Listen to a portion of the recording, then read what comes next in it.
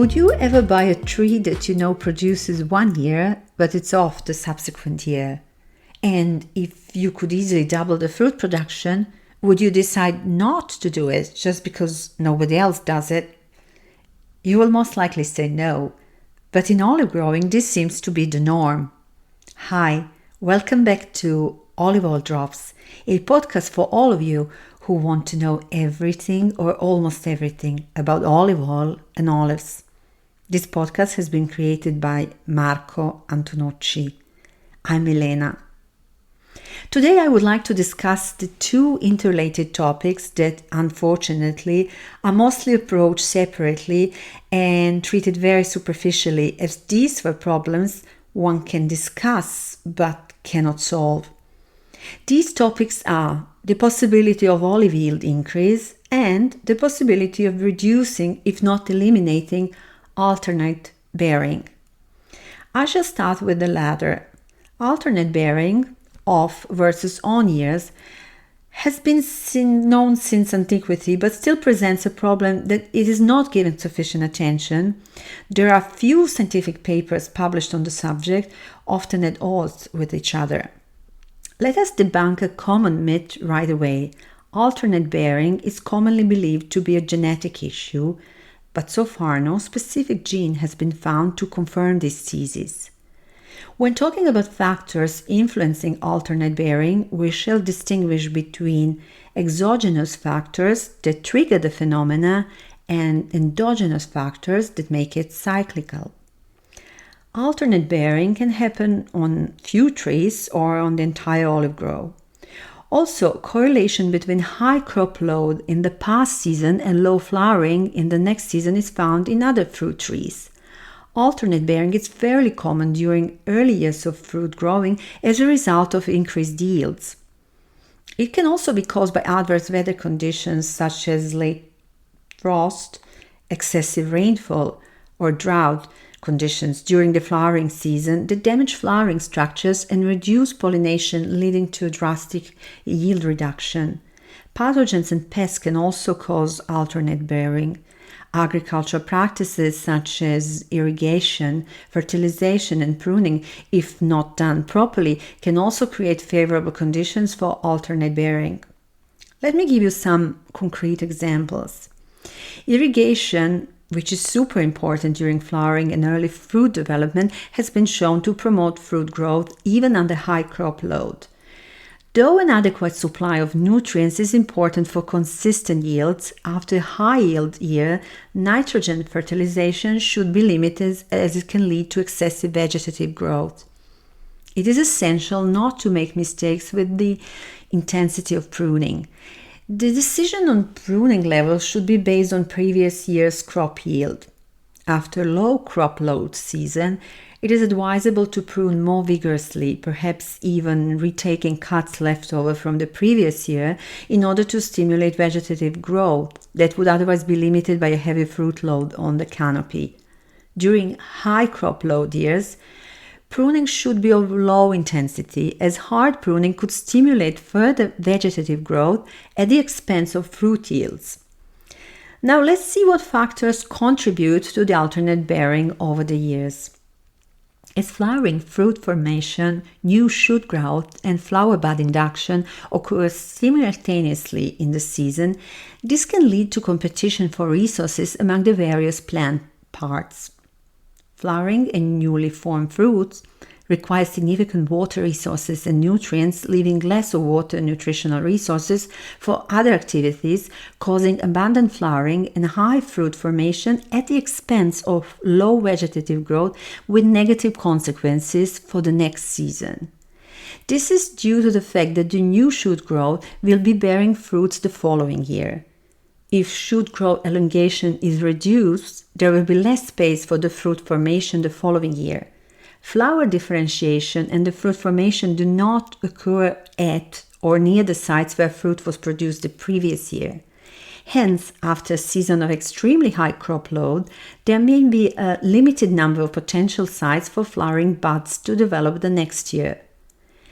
The effort the tree makes to complete its productive cycle results in a depletion of its mineral and nutritional reserves. if the values of mineral and nutritional elements fall below a certain limit, flower differentiation will not occur, or it will, but only partially. It is said that for every 100 kilograms of produced olives, the plant loses between 800 and 900 grams of nitrogen, between 200 and 300 grams of phosphorus, and about a kilo of potassium. And for every kilogram of wood removed during pruning, the plant loses 5 to 6 grams of nitrogen. Not surprisingly, there is a rule that for every unit of phosphorus, 3 units of potassium and 3 units of nitrogen should be distributed. However, if we continue to reason according to this scheme, we shall not be surprised if the plant does not produce fruit. Why? Because one thing are theoretical losses, another are the actual losses, which take into account the plant's natural growth and losses in the soil. These two aspects could force us to administer up to 2,700 grams of nitrogen, 700 grams of phosphorus, and 3 kilos of potassium per 100 kilograms of olives. That would be up to 3 times the amount that is believed to be a norm for the proper replenishment of plants' mineral and nutritional resources. Problems such as nutrient deficiencies or excesses, imbalances in fertilization, too much or too little water cause a nutritional imbalance that after a season of high crop load induces excessive production of the hormone auxin responsible for the bud growth, when in high concentration, auxin promotes woody bud growth. Equally, exposure of the plant to above-mentioned sources of stress, as well as massive pest attack, digging too close to the roots, a sudden heat wave or sudden frost just after the vegetative propagation causes wilting in olive tree and triggers the phenomena of alternating bearing, which, once initiated, continues. As a consequence, vegetative growth increases at the expense of diminished fruit yield for one or more consecutive seasons. Hence, it's both of these factors that trigger and promote alternate bearing, stress, fertilization, climate, pests are eliminated or at least reduced, the plant will most certainly maintain a constant production more easily over the years. On the top of all of this, a protein responsible for olive tree flowering and thus for alternating bearing was identified about 15 years ago.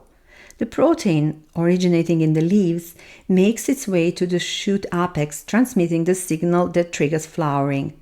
The researchers discovered it by linking it through genetic engineering to another fluorescent protein, which was tracked with special microscopes. It originates in the leaves and is regulated by the Constans gene and is known today as flowering locus T, or simply FT protein.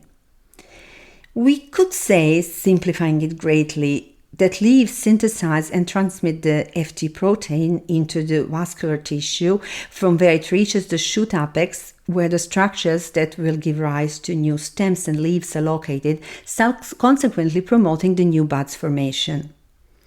FT protein production depends on several factors. The first and the most important is the presence and quantity of light. The more light on the olive leaf, the greater the production of FT. This is the reason why flowering usually occurs when days are longer and irradiation increases due to the Earth's favorable tilt. The second factor is related to the winter season.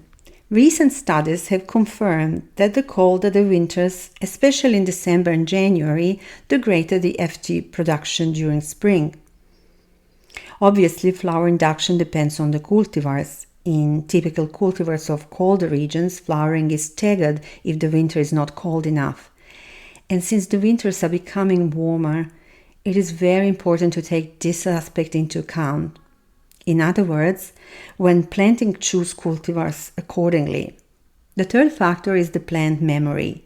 It has been found that with a high crop load harvested late, for instance November in the Northern Hemisphere, less FT protein was generated. There are of course many other factors, but temperature, light, and timely harvest play a major role. So olive trees should be shaped in such a way to allow maximum irradiation in springtime. The harvest should be done timely, as early as possible, and the winter should be really cold. While we can easily intervene regarding the light by adequate pruning and choosing the planting sites facing the sun, for the winter conditions we cannot really intervene directly. We can, in case of new planting, choose cultivars accustomed to mild winters. Hence, if we implement good agricultural practices, ideally organic or biodynamic, alternate bearing can be almost completely eliminated. This means applying a new approach to olive plants, just as is being applied to all fruit plants in modern growing. In other words, modern fruit plants need to start producing fairly quickly and must guarantee a constant yield. You can increase olive production on the plant fairly easily, doubling yields with very little work in the field. But more about this in a future podcast. If you wish to ask us questions, you can do so either by email oliveoildrops@gmail.com, website www.oliveoildrops.com, where you can also find the text of this podcast, or a podcast platform you have been using and to which you can subscribe free of charge. Thank you for tuning in today.